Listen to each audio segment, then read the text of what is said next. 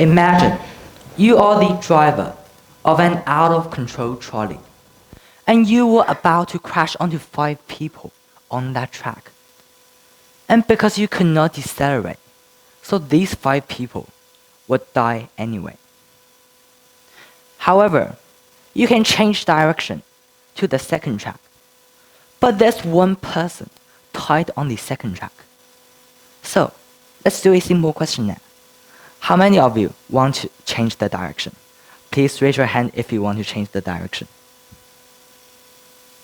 Okay, thank you. You may put your hands down. So, this dilemma matches the famous clash called the trolley problem, when pragmatism meets ethics. And many people who choose to change the direction told me that they were saving more lives, so their decision is correct. And this made me think, is our justice system contrasting with humanity? And is the justice system really just? And why does the justice system make the consequences of justice increase, but the consequences of malevolence decrease? Throughout history, countless cases of acts of justice were determined by excessive force, and only given the reason using more force than needed. And this made me think, is the justice system forcing the victims to calculate the force exerted on the abuser?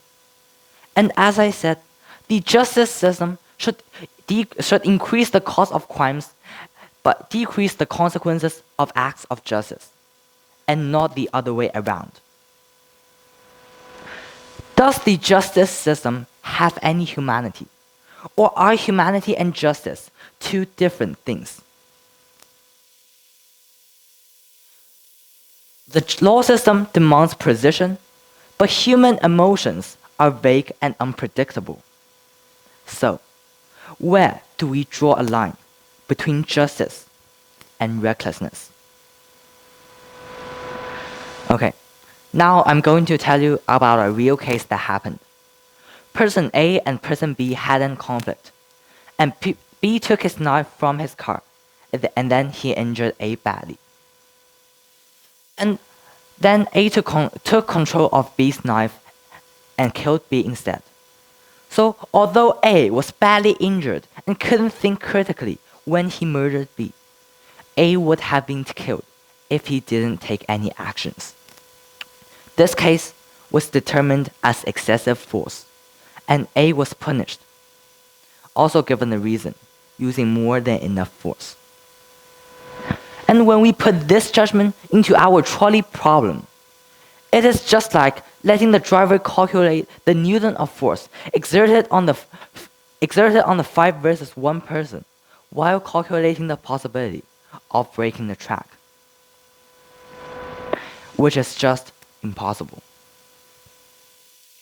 As I said, laws and regulations are precise, but humans aren't, especially when you are in life-threatening danger. Another case that touched my heart was when a man pushed away an abuser who was beating up a girl. All camera evidence proved that he was just trying to save that girl. And every witness proved that what he did is just an act of justice. However, he paid 30,000 RMB whatsoever for using more than enough force. And I had saw a comment below this news. It said, "Who, from now on, wants to help others?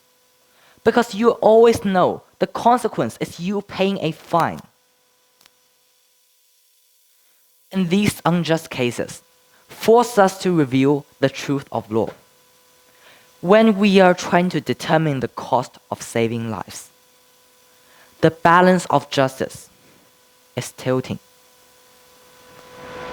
A question also formed in my head. Should justice be as precise as Newton's?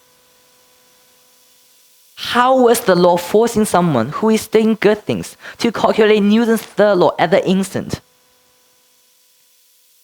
As I said twice, the justice system should increase the cost of crimes, but not increasing the consequences of justice. Can anyone here calculate Newton's third law in 0.1 seconds or less? So why are we demanding these people in these cases to do that? And whenever someone sees excessive force or injury on purpose on someone's personal profile, their life is ruined. How do they get a job, find a partner, or find any hope in the future? They will only be hopeless. Be hopeless in the law, in justice, and in the world. These judgments aren't only judging crimes, but someone's lives. Justice shouldn't be a chain that shackles everyone's courage. Okay, I want to ask everyone another question. Who thinks they can draw a perfect circle? Please raise your hand if you think you can draw a perfect circle. Okay, so the answer is no, of course. No matter what tool you use, no one or nothing, not even a computer, can draw a perfect circle. But we all know what a circle looks like. And the concept of a circle is deeply carved inside our mind. And when we put this concept into our justice system, we find that our justice system is just like an imperfect circle. But the idea of being completely equal and just exists. And we, as humans, need to have the existence of injustice to highlight the importance of justice. So, if the idea of complete justice isn't in people's minds, no one would argue for it. So, this tells us that the idea of complete justice exists, but it is impossible for us to reach it. The statute balance in the Roman court tilts slightly after a millennium. And the prisoners in Plato's cave allegory still lingers in front of the shadows. Confucius's Great Harmony Society and Martin Luther King's Ocean of Justice highlights that absolute justice is like our moon. It guides our way through darkness, but forever unreachable. When the Athenian citizens voted to kill Socrates, when the Code of Hammurabi announced an eye for an eye, a tooth for a tooth, perhaps absolute justice does not exist. But it is the imperfection in the law that highlights the importance of justice. Perhaps it is the imperfection in the law that gives way and power to every correction we make.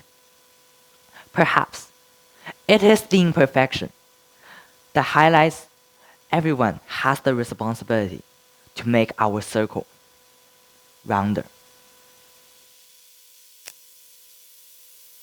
Justice cannot be just, not as the way we usually think it is. However, that doesn't mean we should tolerate injustice. We know every act of justice has its own consequences. But do not avoid helping others when you have the ability, but just be afraid of the consequences. Now, humanity is entering the crossroad of justice. The calculation of 5 lives or 1 life is still processing. And Newton's third law is deeply carved inside our law. Someone uses laws to measure life and death. Someone uses rules to measure hatred and tears. Our world is waiting for a comet that will crash onto the ground and wake everyone's sleeping spirits. The world is waiting for thunder that will wake us from hibernation. And the world is waiting for an alarm clock that will tell everyone, it is time to face everything. When the train enters the crossroad of justice, there's always someone who gives the train wings. Wings that lets every passenger fly high in the sky. And finally, at the end of my speech, I have one last sentence that I want to share to you all. Through the cracks of justice, we see light. Thank you.